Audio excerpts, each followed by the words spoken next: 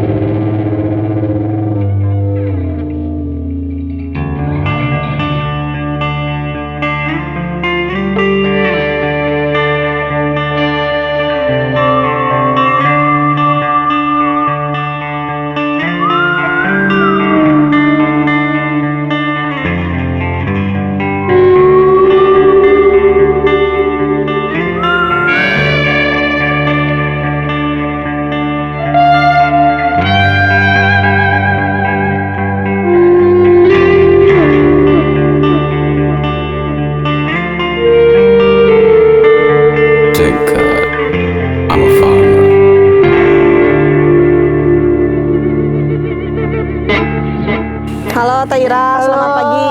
Kumaha damang Taira? Alhamdulillah. Damang, akang damang. Alhamdulillah. Taira, kalau boleh tahu nih, Nabila Farm itu dari berapa lama? Nabila Farm running sih dari 2017. Kita dari 2017 baru mulai, terus bertahap sampai alhamdulillah hari ini 2023 masih ada.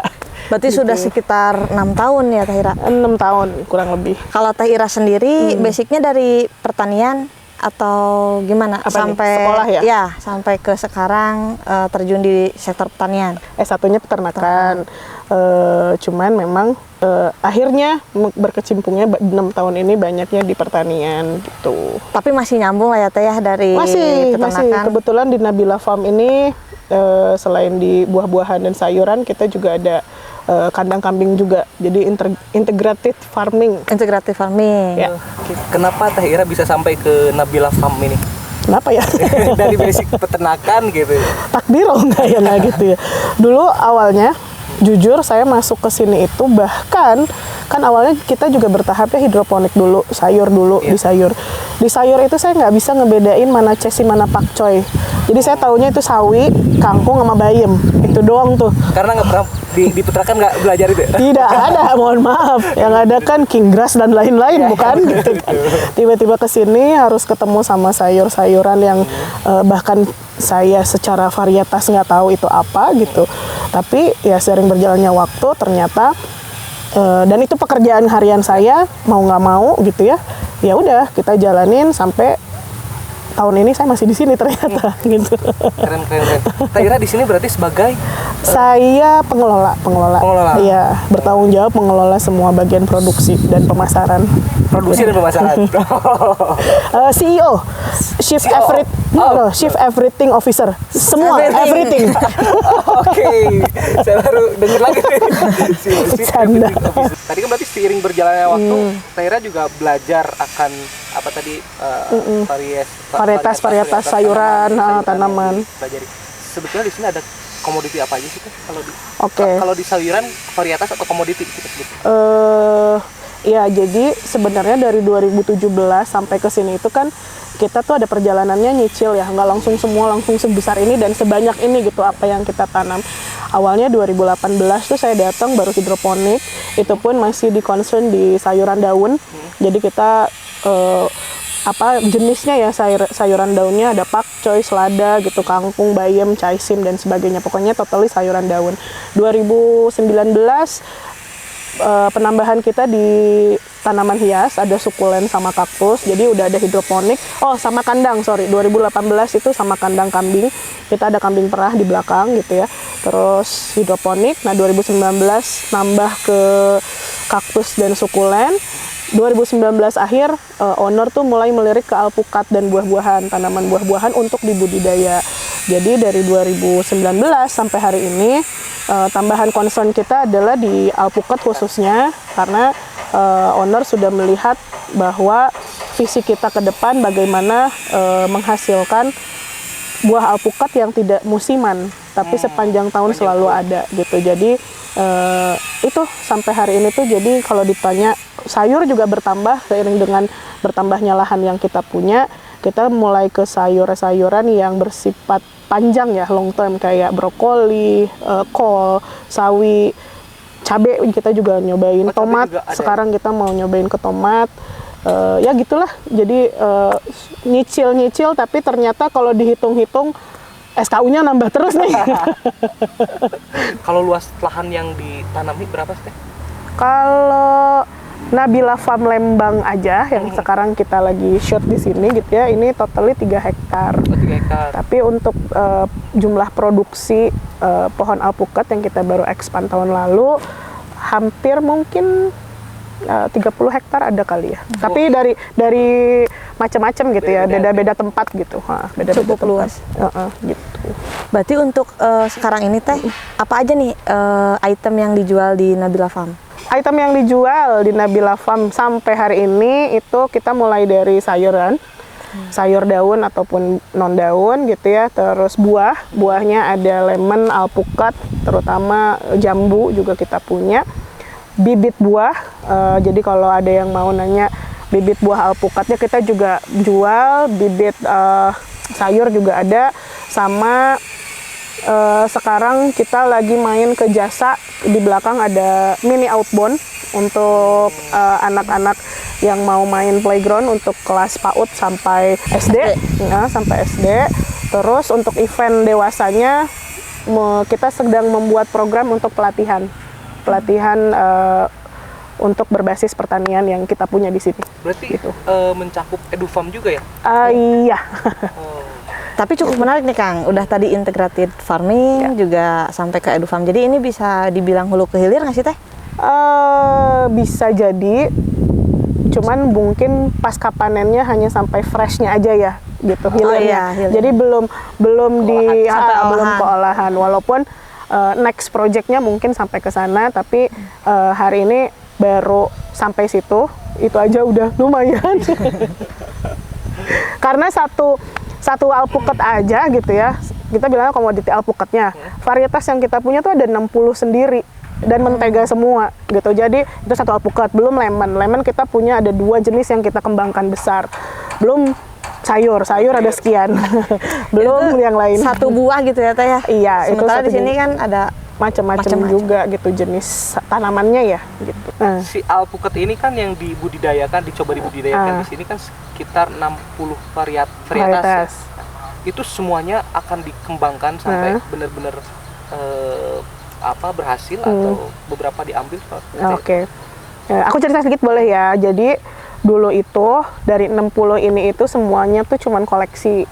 Jadi owner itu mengkoleksi alpukat lokal punyanya Indonesia sama alpukat dari luar, introduksi dari luar. Dari 2019 berarti ya. Nah, selama kurang lebih 1,5 tahun sampai 2 tahun kita riset untuk produksinya, untuk rasanya, produktivitas buahnya, apakah dia cocok atau nggak ditanam di kita segala macam. Dari 60 itu keluarlah 7 jenis yang kita kembangkan secara pasar, secara tekstur, dan secara kemudahan kita untuk memberikan produk knowledge ke konsumen gitu kan. Bahkan dari 60 jenis itu aja saya nggak ada banyak alpukat yang bahkan saya belum nyobain buahnya kayak apa. Jadi yang sekarang ini yang di depan ini tuh paling ini bahkan belum setengahnya ya gitu, belum setengahnya dari koleksi yang kita punya gitu. Cuman memang Yang sudah kita kembangkan itu, yang dari luar itu ada 2 jenis, gitu ya. Kalau yang dari lokalnya kita ada sekitar 5 jenis. Gitu. Oh, jadi total yang akan dikembangkan itu 7? Sampai tahun ini baru 7. Baru 7. Nggak tahu tahun depan. Nah, Teh, kalau untuk yang tadi ada 2 bukan impor, apa disebutnya, dari luar ya? Iya. Sama 5 lokal. Yang impor ini benar-benar pure impor atau dia udah disilangkan? Diintroduksi atau gitu. Jadi kalau di sini itu semuanya sudah pohon. Kalau bibitnya, entrestnya memang dari sana, dari luar ya. Misalkan yang dari khas itu kan dari specified-nya dari California ya. Memang waktu itu dapatnya dari California, tapi sudah kita tanam di Lembang itu untuk indukannya sekitar 5 tahun berarti sekarang udah mau 4 tahun sampai mau ke 5 tahun. Nah, saya nggak ngerti tuh apakah itu sudah jadi khas Lembang atau tidak juga saya nggak ngerti ya. Saya nggak mau ngeklaim. Cuman intinya untuk kita bahasanya adalah pohon indukannya memang kita tanam semua di sini gitu. Terus kita perbanyaknya juga melalui teknologi yang kita punya gitu ya, sehingga berbuahnya sudah di sini, sudah di Indonesia. Cuman untuk rasa, bentuk, tekstur itu sama dengan alpukat khas yang ada di pasaran sana. Karena sebelum ada di sini gitu ya, owner tuh bilang sebelum ada di sini tuh beliau tidak pernah merasakan alpukat khas yang ditanam di Indonesia kecuali di sini, karena semua alpukat khas yang masuk Indonesia saat itu masih impor, baik dari New Zealand, Australia, atau mungkin Vietnam ya, saya juga kurang tahu. Pas nyobain di sini, ternyata bisa berbuah dengan baik, produktivitasnya bagus, teksturnya oke, rasanya juga pas, jadi ya sudah gitu, kita kembangkan, dan salah satu di Indonesia mungkin hari ini yang concern di alpukat khas itu salah satunya di Nabila Farm Lembang. Kalau buat alpukat sendiri, ini berapa lama sih Teh sampai bisa dipanen gitu? Natural karakternya, kalau kita nanam dari seedling, dari biji, itu bisa 5 tahun sampai 7 tahun baru belajar berbunga dan berbuah. Tapi sekarang kan kita pakainya di sini teknologinya vegetatif buatan ya, sambung pucuk gitu. Jadi kalau yang dari Nabila Farm itu 2,5 tahun sampai 3 tahun sudah belajar berbunga dan berbuah. Makanya di tahun ketiga itu sudah pasti bisa memanen gitu. Kita bisa belajar panen, si pohon itu sudah belajar berbuah dan bisa kita panen. Untuk satu pohonnya tuh biasanya menghasilkan berapa buah atau berapa kilo Teh? Kalau di sini kemarin, kalau yang baru-baru itu di bawah 10 kilo ya gitu, karena kan baru belajar namanya juga, dan disesuaikan dengan kekuatan batang. Jadi semakin batangnya besar, kekuatan dia untuk memproduksi buahnya yang lebih banyak juga nggak masalah. Tapi kalau batangnya kecil, itu kasihan juga gitu. Artinya kita nge-push untuk tetap berbuah, tapi pohonnya kurang bagus lah, kurang sehat. Jadi kalau misalkan sudah buah ketiga, buah keempat, itu rata-rata di 15 kilo sampai 20 kilo per pohon biasanya. Kalau untuk yang khas, kalau yang lokal bisa lebih besar lagi, karena yang lokal itu nanti aku kasih tahu cirinya ya, yang mana lokal, mana ini gitu, mana luar gitu. Yang lokal itu biasanya lebih besar. Itu tuh sama Teh dari ke 60 varietas dari yang 7 yang kita kembangkan, alhamdulillah sih semua minimal di 10 kilo mah ada gitu per pohon ya, per sekali berbuah. Tapi kalau teman-teman nanti sekalian keliling-keliling lihat ya, karena memang pohon yang kita buat adalah dia sepanjang tahun terus berbuah. Dalam satu pohon itu ada yang sudah berbuah, ada yang buahnya masih pentil kecil, ada yang sudah berbunga. Jadi tidak pernah berhenti gitu. Jadi tidak pernah berhenti untuk dia tetap berbuah. Tapi saya kebayang kalau pohon alpukat ini di kampung saya gitu. Kalau pohon alpukat ini tinggi, besar gitu, maksudnya ya kadang banyak gitu. Apakah yang ditanam di sini juga sama halnya? Ya, pohon nenek kan. Iya, betul. Yang kalau berbuah baru pulang ke rumah gitu, baru panen gitu kan. Ada panen gitu. Kalau di sini dengan seiring berjalannya teknologi yang ada dan sebagainya gitu ya, natural karakternya, balik lagi ke natural karakternya si alpukat, memang dia bisa sampai 7 meter tinggi tuh, tingginya bisa sampai 7 meter. Tapi kalau teman-teman lihat di Nabila, itu paling tinggi maksimal 3 meter. Maksimal 3 meter? Karena kita sudah buat untuk maintenance-nya gitu. Jadi selama 3 tahun ini kita riset dari maintenance pembibitan, dari maintenance pemangkasan, dari maintenance pemupukan dan sebagainya. Ternyata maksimal kita dibuat di sini sampai 3 meter untuk memudahkan perawatan dan memudahkan pemanenan. Terus nanti misalkan untuk pupuk, misalkan kita juga memakai pupuknya sesuai takaran dosis yang kita anggap dia bisa mencukupi dalam setahun itu tetap berbuah gitu, kayak gitu. Jadi di sini Dina bilang kalau teman-teman nanti lihat pohon yang segede gini aja, yang 70 cm aja sudah berbuah, sudah berbunga. Nah itu tuh sebenarnya udah tua gitu. Makanya saya juga mau apa ya, lebih ke knowledge produk juga ya ke orang-orang yang mau beli bibit gitu. Kalau di sini jualan bibitnya nggak per tinggi, biasanya per umur.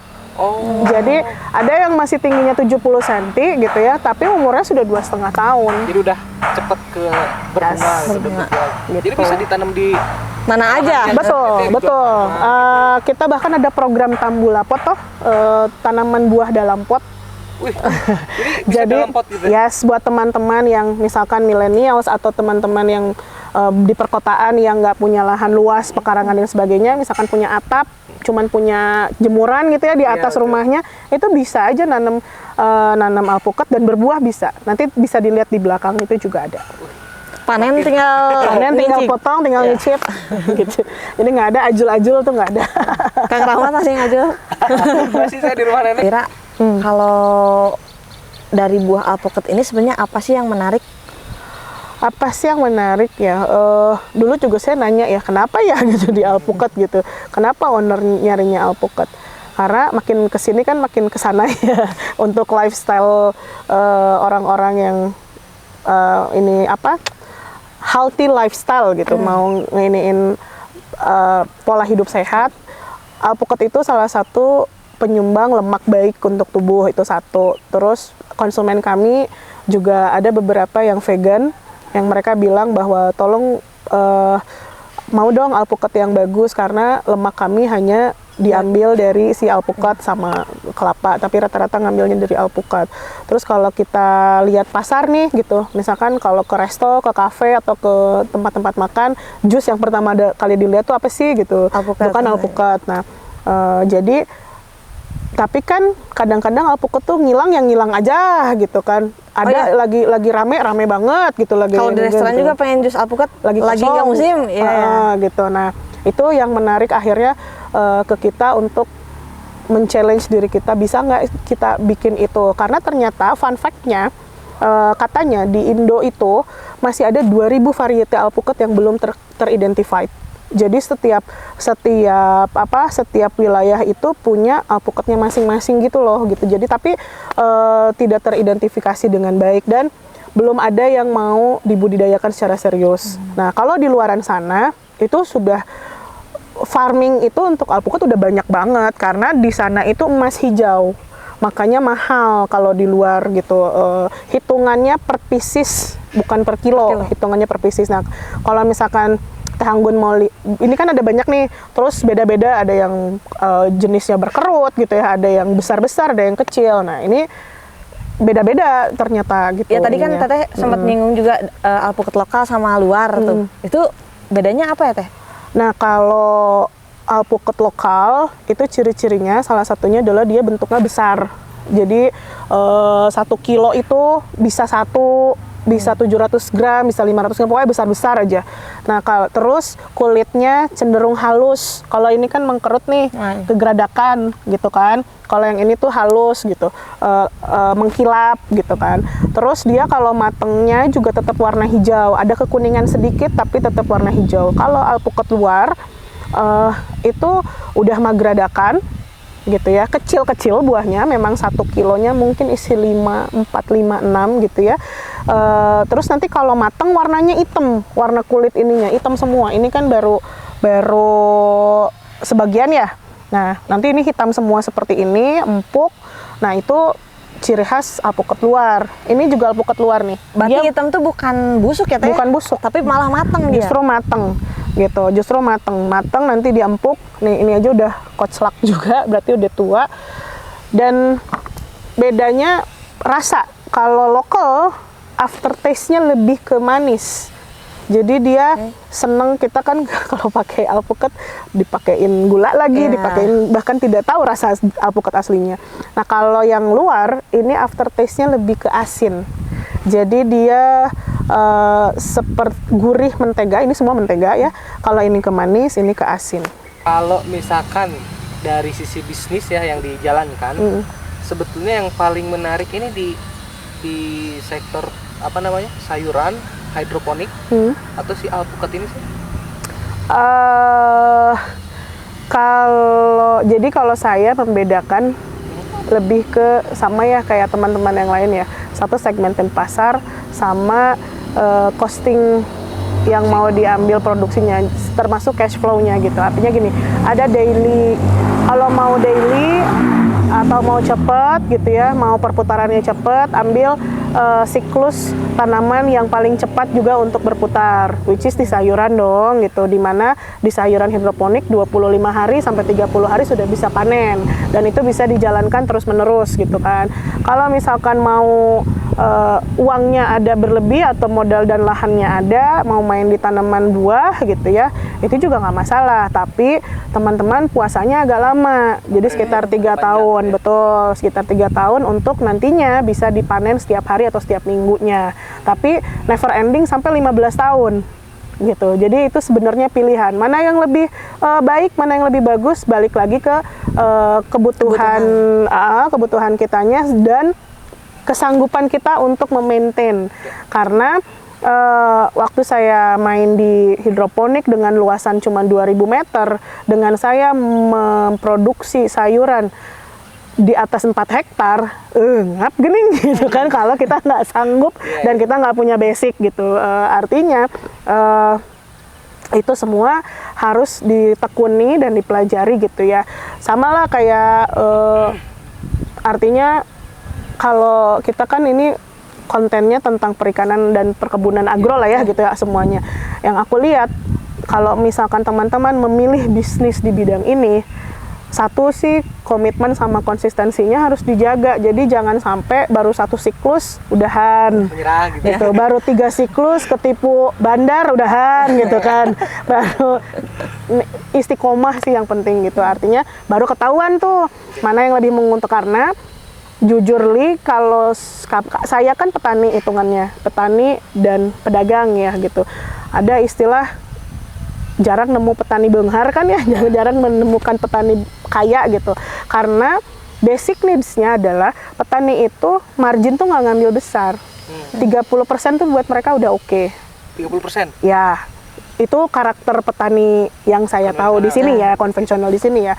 Artinya memang udah ada karena attitude-nya, karakternya mereka itu continue terus, abis nanam yang ini panen dapat, nanam lagi dapat gitu aja, udah nggak mikirin ke depan apa segala macam, enggak gitu. Ini cerita juga ya, intermezzo sedikit. Waktu cabai rawit di pasar 120.000, saya kan lagi nanam tuh, lagi nanam juga sama. Di kebun itu paling gede, paling diambil sama orang tuh 45.000. Oh jadi murah dong kalau di kebun.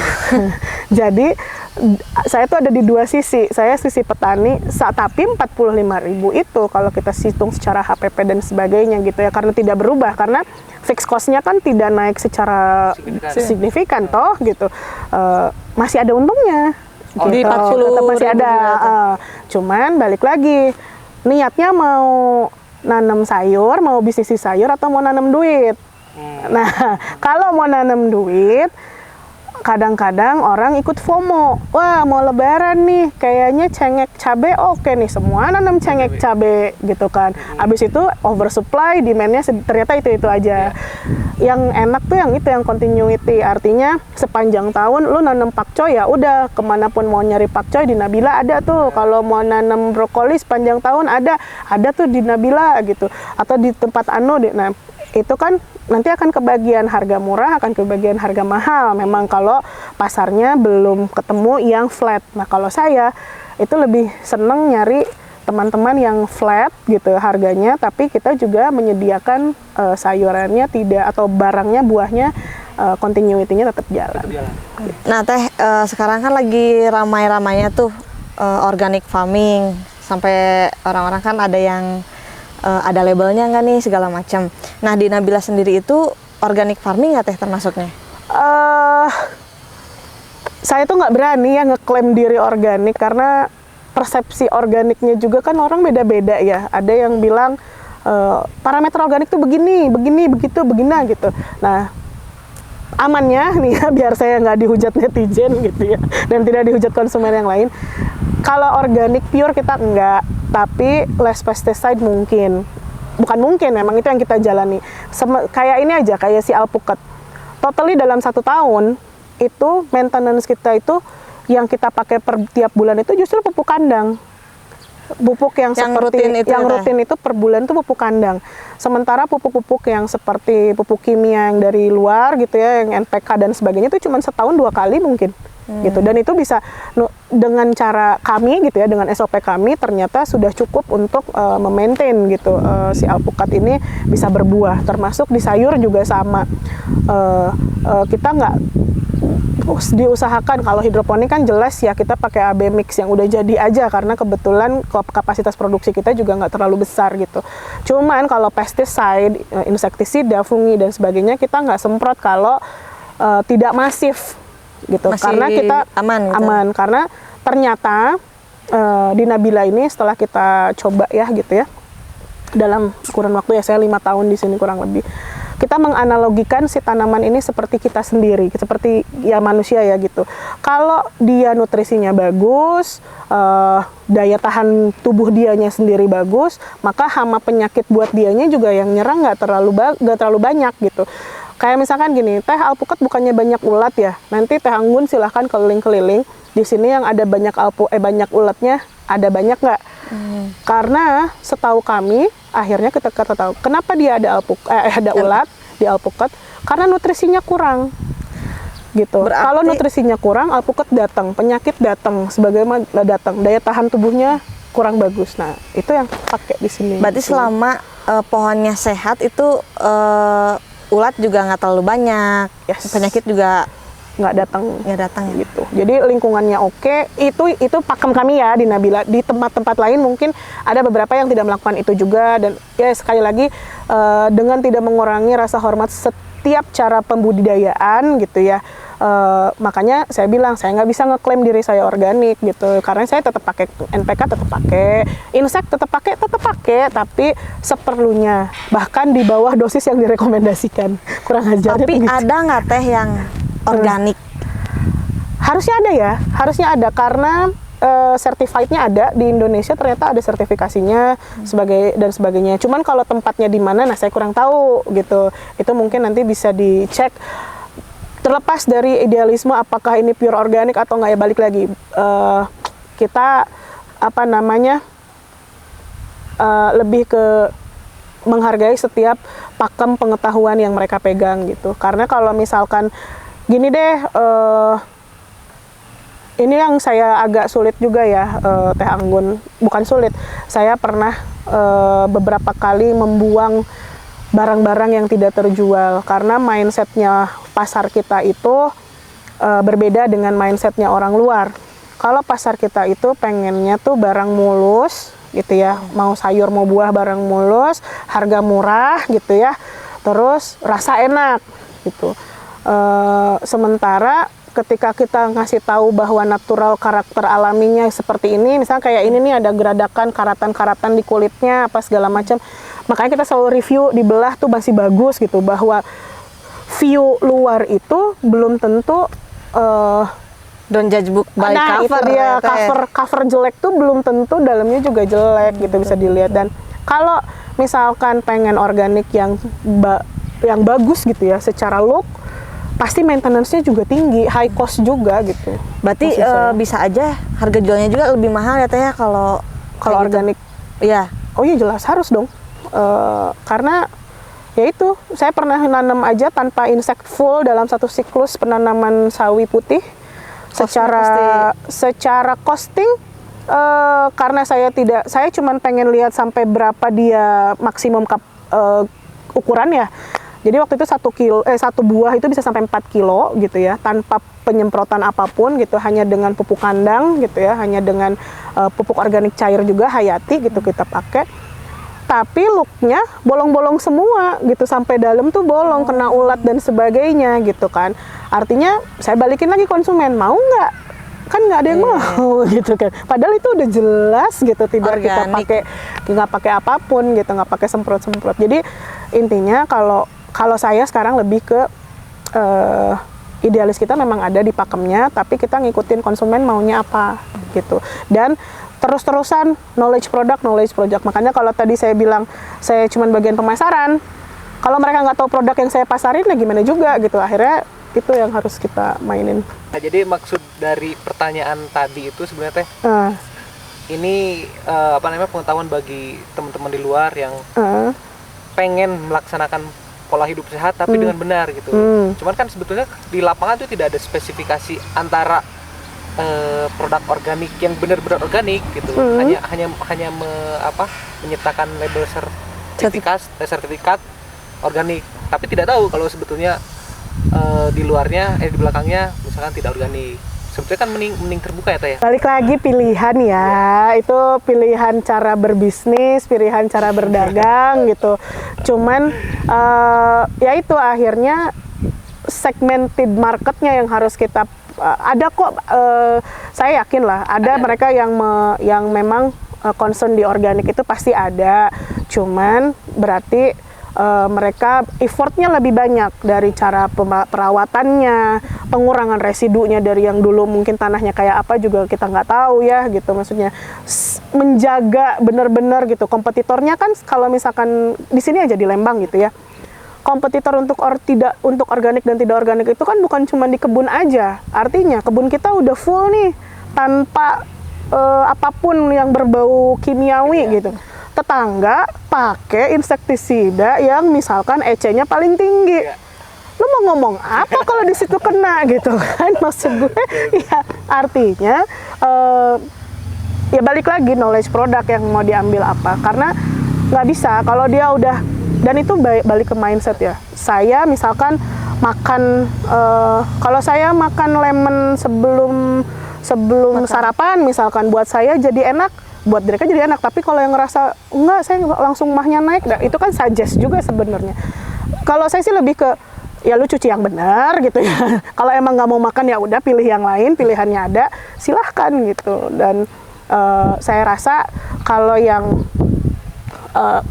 balik lagi ke segmentin pasar, biasanya kalau yang organik itu tidak besar biasanya, karena memang effortnya luar biasa, SDM-nya juga harus punya banyak dan sebagainya. Tapi kalau misalkan mau di skala industri mungkin ya, tapi harus teknologi high dan sebagainya gitu. Kalau saya sih lebih ngikutin pasar. Bahkan gini, sorry ya saya potong, semua nanya alpukat ini buat diekspor ya.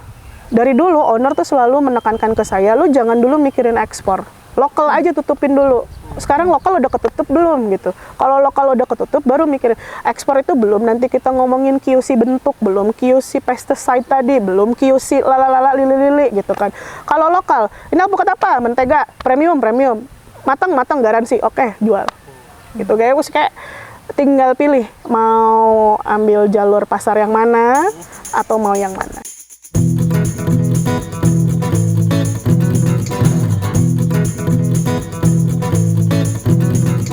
Thank God I'm a farmer. Thank God I'm a farmer. Thank God I'm a farmer. Thank God I'm a farmer.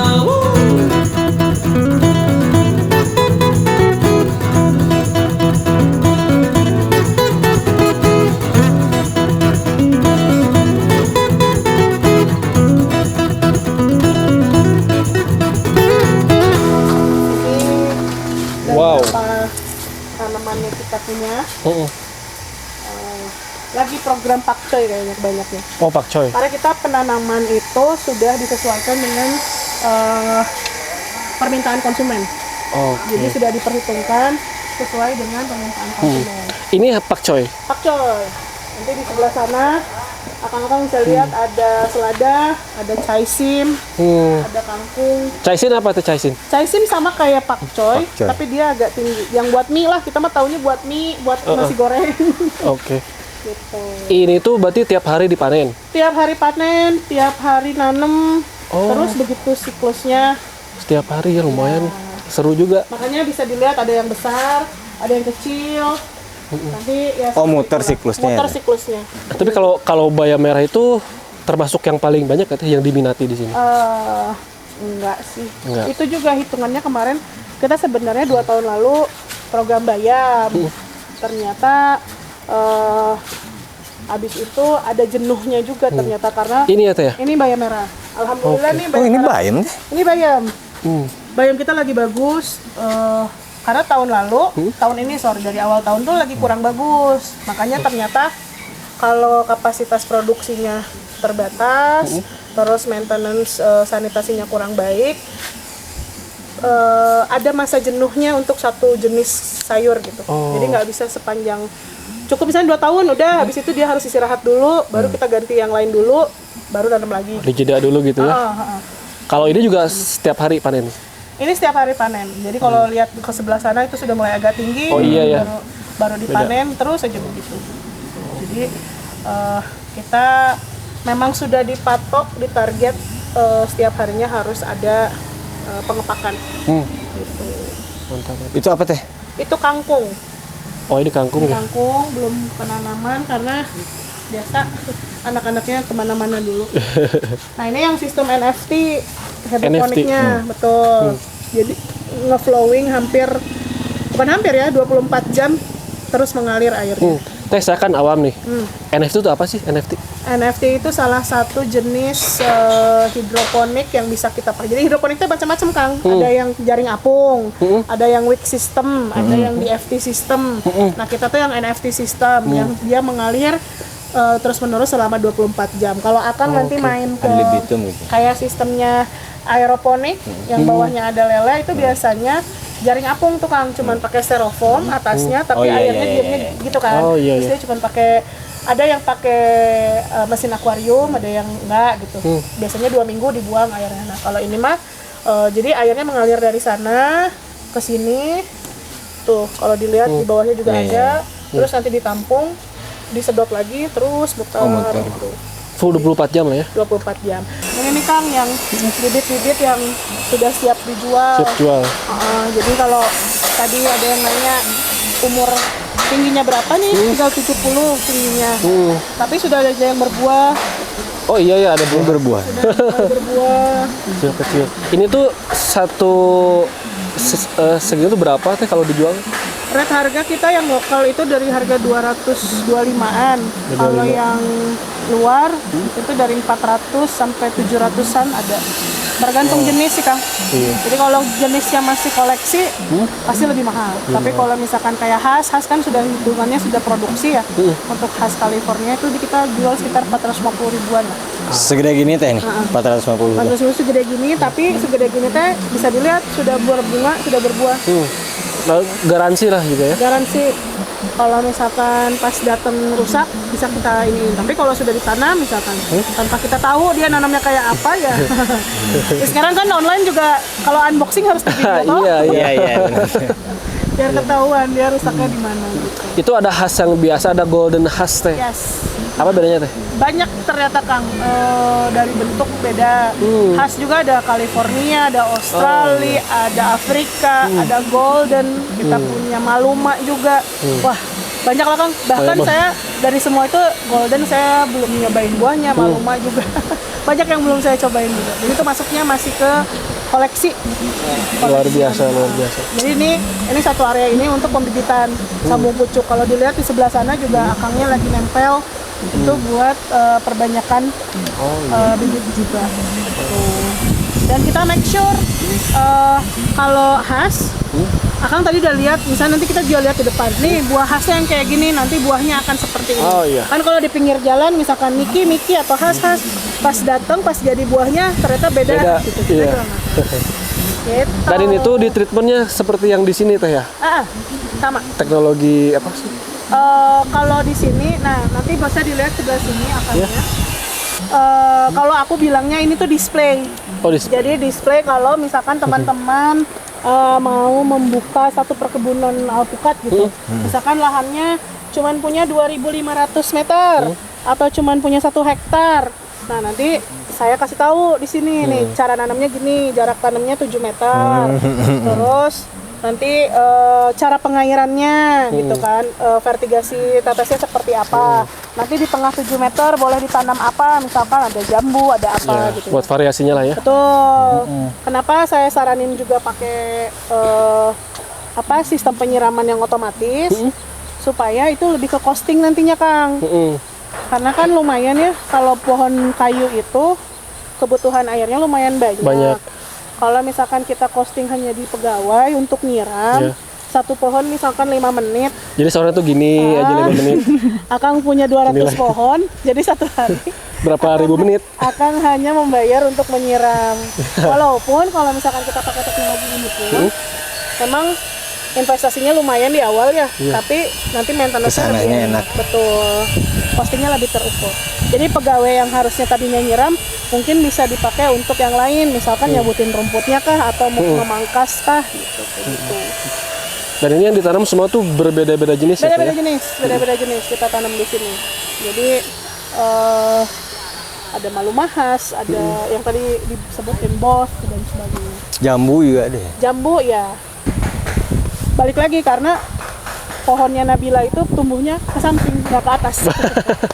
Jadi kalau terlalu dempet 3 meter atau 5 meter itu nanti sempit Beradu, gitu. Ini tuh gimana caranya tuh bisa kayak gini? Ini pohonnya pendek, tapi buahnya banyak. Gimana tuh? Gimana caranya? Ya. Coba banyak ngobrol sama Pendek. pohon. Pendek banget teh. Iya bener. Ya inilah yang tadi aku bilang, karena di sini semua nggak pakai seedling, semua pakai vegetatif buatan. Jadi kalau akang punya pohon alpukat tua pun di rumah, itu bisa ditempel. Jadi aku punya satu pohon itu 2 jenis.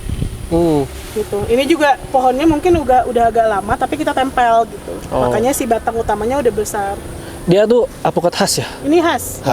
Ini khas. Bisa pendek gini ya? Ini khas. Kalau ini terus apa ini ini? ada kuba. Yang ini juga kuba, tapi kemarin sudah dipanen. Yang ini separt. Sepat. Ini jenisnya merambat, bahkan Dia ke pinggir gini. ke pinggir gini. Rasanya kayak telur asin, Tuh kan telur asin. sangat asin yang separt ini. Cuman bijinya besar, jadi kita nggak terlalu expand. Nanti ada Avozilla sebelah sana, ada Pinkerton juga dari Australia. Nah, yang Pinkerton tuh khas tapi lebih besar. Lebih besar. Heeh.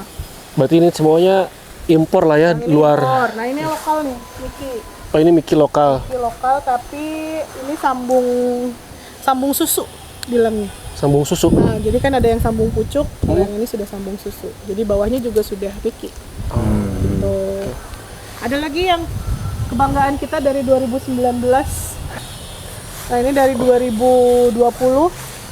Kan tanamnya 2019 ya. Dari 2020 tidak pernah berhenti berbuah.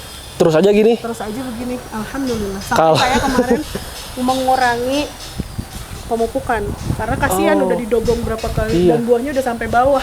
Ini mah kalau kata orang Sunda lebet ya teh. Lebet pisan.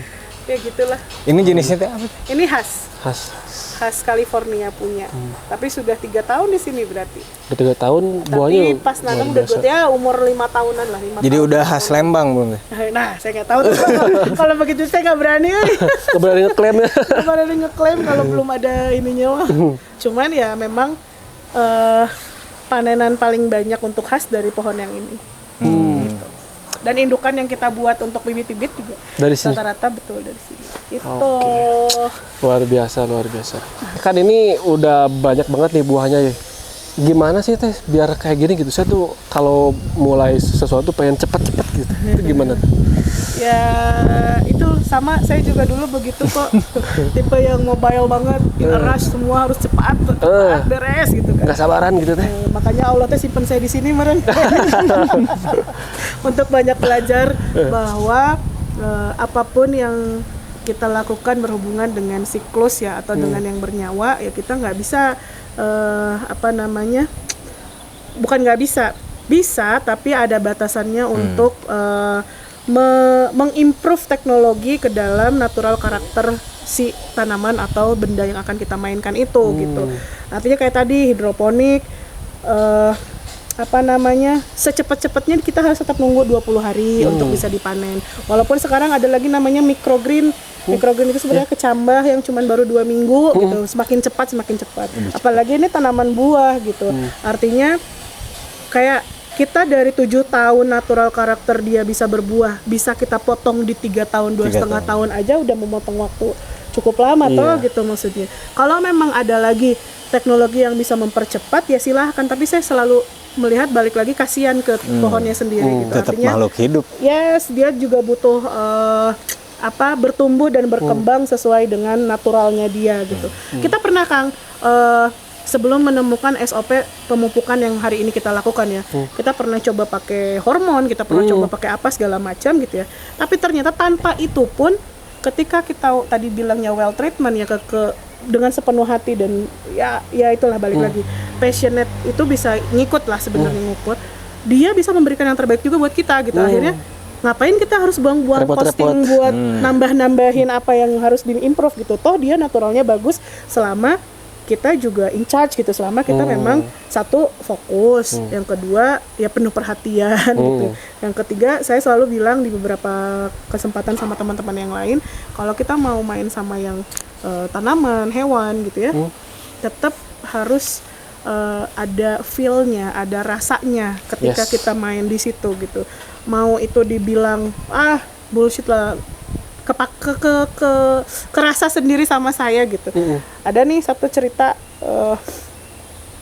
satu greenhouse saya tiba-tiba menguning apa segala macam, pasti tanya kenapa, ini salah SOP kah atau apa?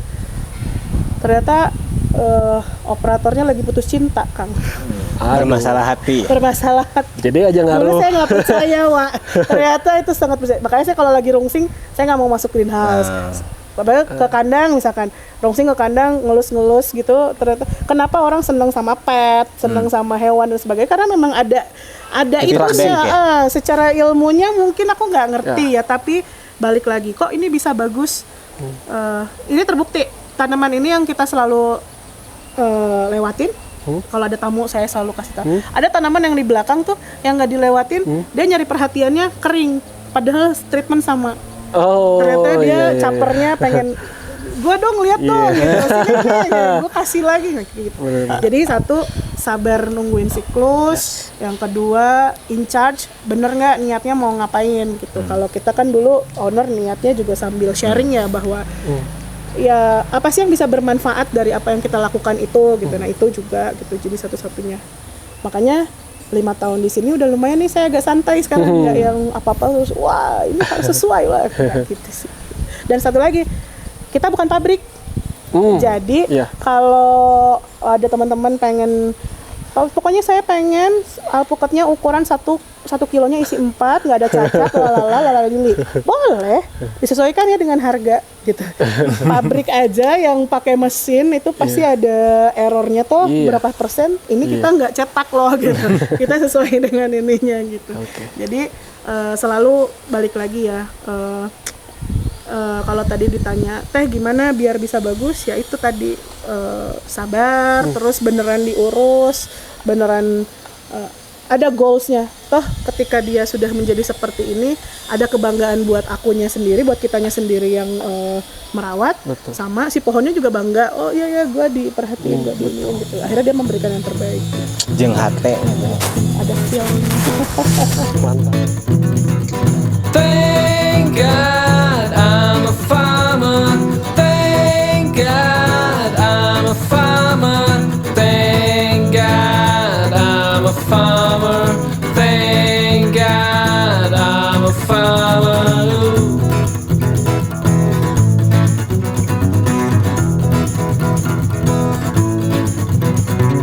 Everything's gonna be okay. Everything's gonna be okay. Everything's gonna be okay. Everything's gonna be okay. Jadi dalam proses apapun kita harus bersabar ya guys. Thank God I'm a farmer. There